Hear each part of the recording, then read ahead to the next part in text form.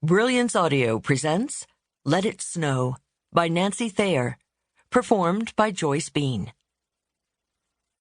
Christina walked around her shop, straightening the shelves, getting ready for the next day. She was just thinking of locking up for the night when a woman entered. The woman's ears flashed with diamonds beneath her fur hat.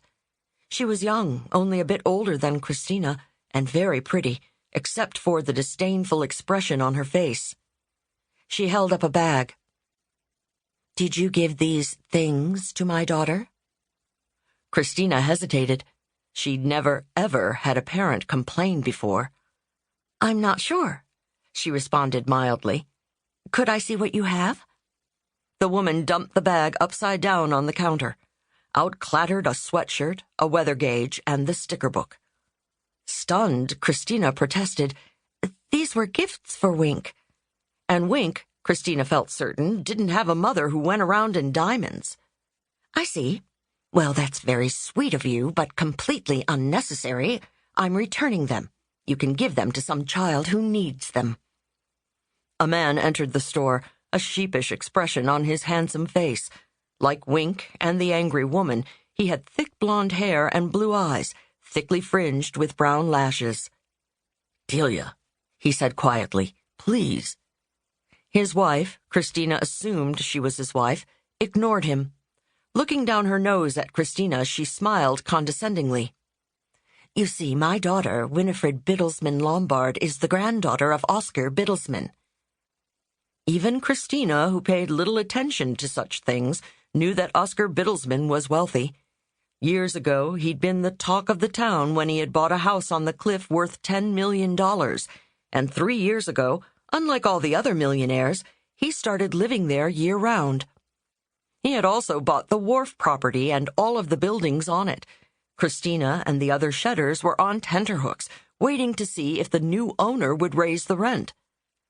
"So," Delia continued, "we are more than capable of providing Winifred with plenty of gifts." "I'm sure you are," Christina began. "I apologize if I somehow insulted you.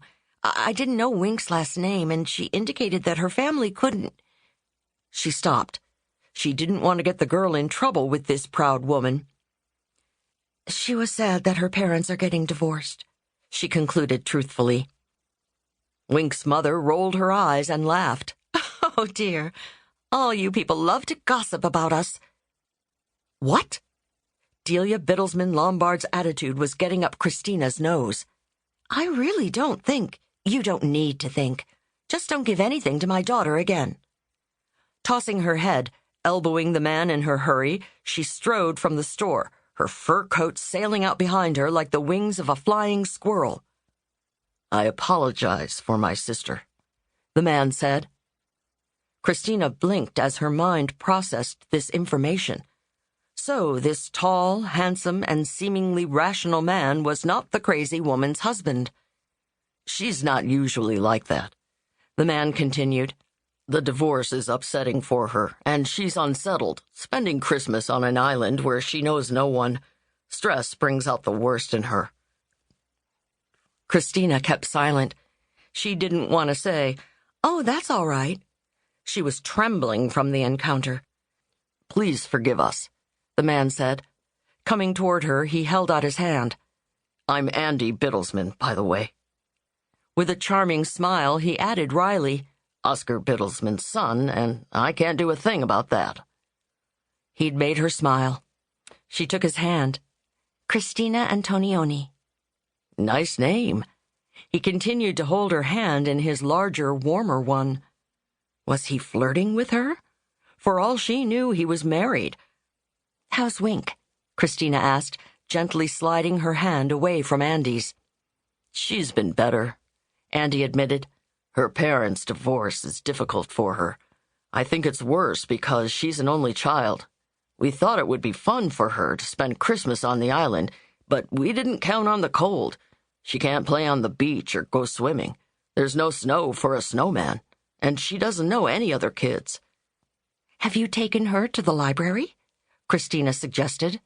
"Tell her about the whaling museum, too.